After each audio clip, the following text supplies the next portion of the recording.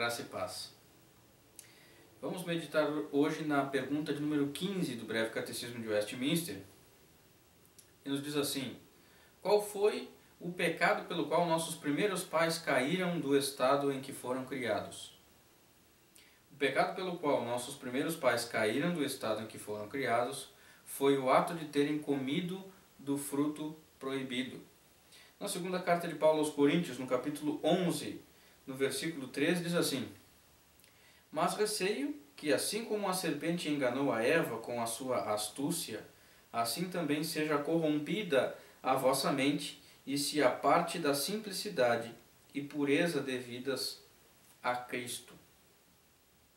Meus irmãos, Deus proibiu os nossos primeiros pais de comerem do fruto por fazer um teste de obediência. O problema não era o fruto em si, como eu já falei em outra pergunta. O problema era a obediência, testar a obediência do homem com relação a Deus. Foi esse o método, por assim dizer, que Deus usou para ver se o homem, se Adão e Eva, reconheciam o Senhor como seu Deus, Senhor soberano. Mas Adão e Eva já tinham culpa mesmo antes de terem comido do fruto. Por quê? O simples fato deles terem escutado a serpente, escutado Satanás, já configurava uma culpa. Comer do fruto foi o carimbo, por assim dizer, foi o pecado consumado, mas o homem já havia pecado antes mesmo de comer do fruto.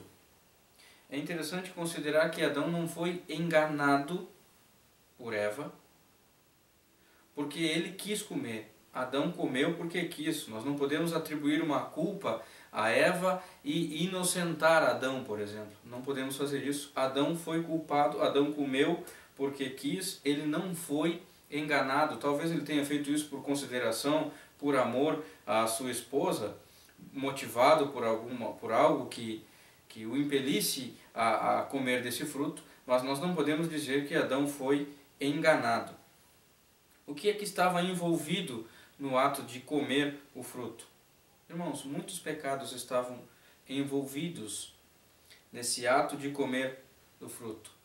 Estava envolvida a desobediência, estava envolvida a rebelião contra Deus, a rebelião do homem contra Deus, estava envolvido a traição, estava envolvido a rejeição à palavra de Deus, porque afinal de contas Adão rejeitou a palavra de Deus e preferiu ouvir a astúcia da serpente. Então ele rejeitou a palavra de Deus. E por causa disso, ele trouxe a morte sobre si. Essa foi a consequência do seu pecado. Se nós pudéssemos resumir toda a história, todos os pecados, todos os atos pecaminosos de Adão em uma palavra, será que isso seria possível? Seria. Orgulho.